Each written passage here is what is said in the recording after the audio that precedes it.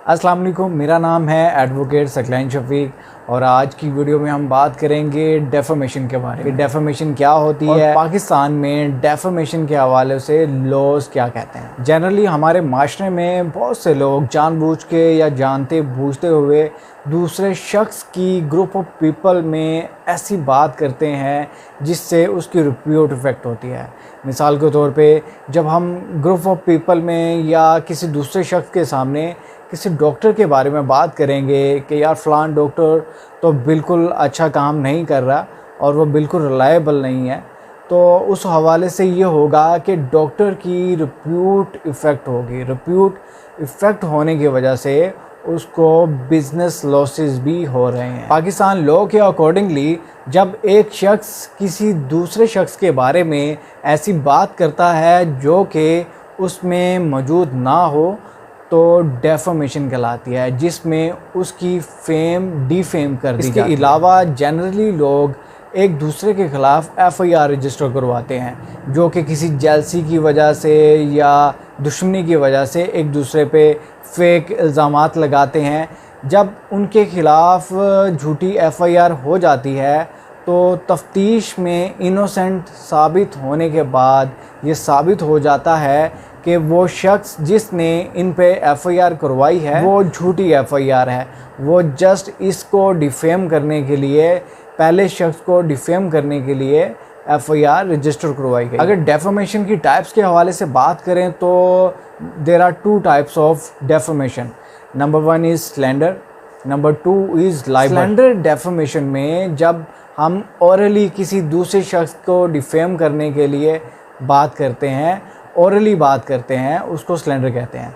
इसके अलावा लाइबर की जब हम बात करें तो रिटन फॉर्म में जब हम किसी की डिफेम करें, मिसाल के तौर पे न्यूज़पेपर में अगर किसी को डिफेम करने के लिए ऐड लगवा दें या गली मोहल्लों में दीवारों के साथ या इलेक्ट्रिक पोल्स के साथ अगर हम इसको इश्तिहार बना के मोहल्ले में चस्पा कर दें, उससे भी रेपुटेशन डाउन होती है, आपकी रिप्यूट इफ़ेक्ट। पाकिस्तान में किसी भी शख्स की रिप्यूट प्रोटेक्ट करने के लिए डेफेमेशन ऑर्डिनेंस 2000 मौजूद है जो कि परवेज़ मुशर्रफ के दौर में लागू किया गया था और यही ऑर्डिनेंस किसी भी शख्स की रिप्यूट को प्रोटेक्ट करता है और इन केस अगर उसकी डिफेम की गई है तो इसी ऑर्डिनेंस के थ्रू उसकी प्रोटेक्शन को मेक श्योर किया जाता है। अब हम बात करेंगे डेफेमेशन के हवाले से इसको कैसे हम सूट फाइल कर सकते हैं और इसके क्या स्टेप्स हैं।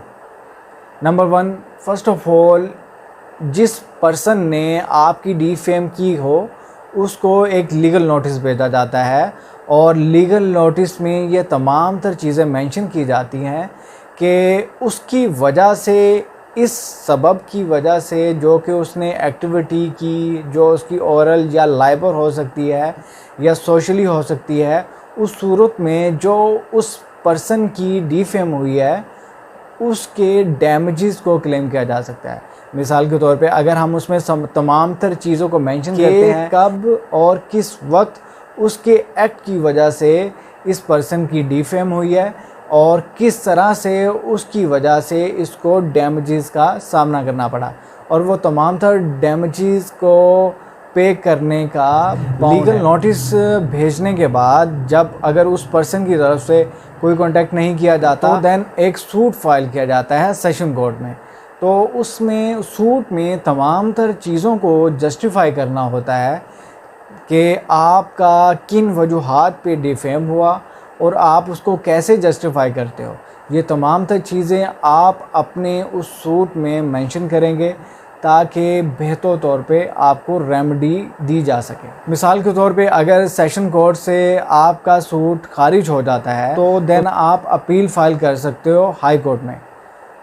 अगर हम बात करें by law session court bound है विदिन 3 मंथ इस सूट को फाइनल करें। और इसी तरह से जब आप अपील की सूरत में हाई कोर्ट आते हैं तो हाई कोर्ट भी विदिन 60 डेज इसका फैसला करे। जब किसी शख्स की डेफेमेशन हो जाती है तो उसके बदले में, तो उस सूरत में उस शख्स से अपोलॉजी करवाई जाती है जो कि डिक्लेयर की जाती है, पब्लिक की जाती है और उसके बाद डैमेजेस की सूरत में डैमेजेस की सूरत में उसको मुतासरा शख्स को 50,000 रुपीज़ दिए जाते हैं, जो कि अक्यूज़ पर्सन की तरफ से होते हैं। और इसके अलावा कुछ स्पेशल डैमेजेस भी होते हैं, जिसमें आपकी डिफेम होती है, आपको फाइनेंशियल लॉसेस होती हैं।